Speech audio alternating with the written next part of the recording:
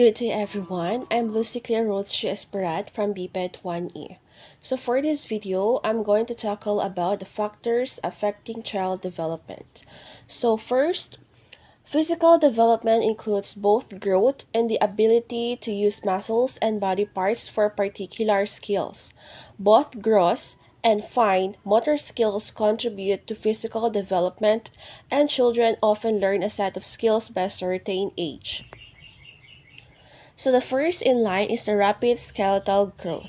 So during rapid growth, increased body weight and muscle strength result in increased loads on bone. Bone adapts to these increased strains by increasing bone modeling and remodeling. Then the second is the enlargement of testes.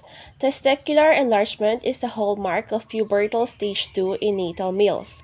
Testicular enlargement occurs due to stimulation of the testes by gonadotropins and is accompanied by testosterone production. This pubertal stage is often less obvious to patients and parents than breast building in natal females. Changing of voice. As the body goes through puberty, the larynx grows larger and thicker. It happens in both boys and girls, but the change is more obvious in boys. Girls' voices only deepen by a couple of tones and the change is barely noticeable. Boys' voices though start to get much deeper. Next is the mustache. During puberty, the first facial hair to appear tends to grow at the corners of the upper lip by the age of 11 to 15. It then spreads to form a mustache over the entire upper lip by the age of 16 to 17. It eventually spread to the sides and lower border of the chin and the rest of the lower face to form a full beard at the age of 17 to 21 years old. Next is pubic hair. The hair around your penis and testicles often starts to appear when a boy is 12. The penis starts to grow in size often around the age of 13. Also around age 13, you may notice a temporary growth in the size of your breast. A boy's voice starts cracking around the age of 13. Next is the increased musculature. Testosterone drives puberty and towards the end of puberty leads to increased muscle and strength. At the same time, boys' vocal cords lengthen. Their voice breaks and may end up an octave lower. They grow hair on their face, underarms, groin, chest, and legs and produce a more fatty sweat. Next is the develop acne. How acne develops. Acne develops when sebum, an oily substance that lubricates your hair and skin, and dead skin cells plug hair follicles. Bacteria can trigger inflammation and infection, resulting in more severe acne. Then the last is a develop height and weight. During puberty, the body begins making hormones that spark physical changes like breast development in girls, testicular enlargement in boys, and spurts in height and weight gain in both boys and girls. These changes continue for several years. So that's the physical changes in boys and puberty. So now we move on to the physical changes in puberty in girls. So the first in line is the breast budding. Breast buds usually grow about 2 to 2.5 years before your period starts. But if you notice your breast buds at an earlier age, when you're age 8 or 9, it may take closer to 3 years for your period to start. Next is reduced baby fats. It takes 6 to 8 weeks for your uterus to return to its normal size. All the cells in your body that swell during pregnancy begin to release the extra fluid, which is eliminated from your body through urine, vaginal secretions, and sweat. The next is pubic hair. Puberty generally starts earlier for girls, sometime between 8 to 13 years of age. For most girls, the first evidence of puberty is breast development, but it can be growth of pubic hair. Next, develop acne. Sudden acne breakouts can be because of numerous reasons, including hormonal changes or hormonal imbalance, an unhealthy diet including lots of deep-fried and junk food, release of cortisol hormones because of excessive stress, excessive production of sebum, and much more. Next, hips develop. Puberty usually starts when you're between 9 and 13 years old, but it can start earlier or later. Thanks to hormones like estrogen, you'll notice changes like your breasts starting to grow and new curves forming on your body. Then, slow physical growth. A growth delay occurs when a child isn't growing at a normal rate for their age. The delay may be caused by an underlying health condition such as growth hormone deficiency or hypothyroidism. In some cases, early treatment can help a child reach a normal or near normal height. So for the last one is the develop body figure. Your body also fills out and changes shape during puberty. All of these changes mean that their bodies are developing as they should during puberty. Girls' bodies usually become curvier, their hips get wider and their breasts develop, starting with just a little swelling under the nipples. Good day everyone, I am Trexian Bibasco from BPED 1A. This time, we will discuss about a factor affecting adolescent development, which is the language development. Language development is a process starting early in human life. When a person begins to acquire language by learning it as it is spoken and by mimicry. First language that infants speak is called babbling. Usually, language starts off as recall of simple words without associated meaning. Second, toddler's language is a young child usually defined as being between the age of 1 and 4. Early language is characterized by single word utterance and by early multi-word combination. Next, overextension and underextension. In the process of refining meanings, the children forms hypotheses and underlying concept and extend his current meaning. Next, two-word combination. Children organize their early words by semantic or meaning categorized at the two-word stage. Children follow simple linear word. Several learning strategies. Knowledge is increased through the use of several learning strategies. Selective initiation, evocative, utterance hypothesis, testing, and interrogative utterance. Toddlers to imitate all that the hears and imitation is not random. Stabilized form being learned and thus is highly selected. All aspects of language are intertwined in development. Language features are not learned in a context that include all demand of language. Emotional development. Emotional development refers to ability to recognize, express, and manage feelings at different stages of life, and to have empathy for the feelings of others.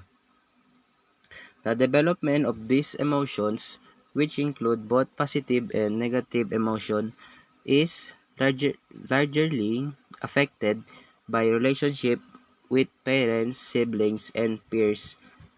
As children enter preschool, they begin to label their own emotions and rely on discourse about emotion within the family to facilitate their understanding of basic emotions. Young children first distinguish happiness or happiness from negative emotions and then begin to distinguish negative emotion such as sadness, anger, and fear from each other. Good day, everyone. My name is Chris Antoniette Pagbasan from BPED 1E. We will tackle about affecting childhood development. Moral development is concerned with the emergence, change, and the comprehension of morality development during the course of the person's life, and it's influenced by their experiences and actions when confronted with the moral dilemmas, has various stages of the physical and cognitive development. Being a nice person is necessary for having self-respect. Self-respect is necessary for happiness. Person choice people from the progressive sense of what is right and wrong, proper and improper. Cultural differences were longer for gender role belief than for sharing behavior. Age, educational level, and employment accounted for half of the cultural differences in gender role, beliefs, and well-being, but not in the childhood tasks and child care behavior. Masculinity it seems to be trait which emphasizes visions of acquisitions of wealth and differentiated gender roles. Femininity is sexuality, equality, environmental awareness, and more fluid gender roles. Minoring cultural is original definition refers to the group of people where practices, race, religion, ethnicity, or other characteristics are fewer in number than the main group of the chosen classification. Premarital sex is any sexual activity with an opposite sex partner or with same-sex partner before she or he has started a marriage. Lifetime term is usually used to refer the intercourse before marriage. Sexual activities among young people have been measuring worldwide. Social development is about improving the well-being of every individual in society so they can reach their full potential. Social development means investing people. It requires the removal of barriers so that all citizens can journey toward their dreams with confidence. The importance of the social development is from making friends to dealing with disagreement. The ability to interact successfully with others is incredibly important. Children with strong screen find it easier to establish good relationships, and this has a positive impact on their well-being. Strong fear effect.